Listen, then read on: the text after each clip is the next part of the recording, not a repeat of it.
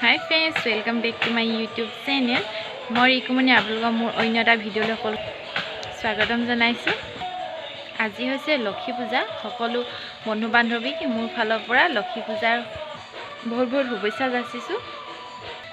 আহিবলগীয়া দিনবোৰ যাতে আপোনালোকৰ ধনে ধানে ভৰি পৰে তাৰে কামনা কৰিছোঁ।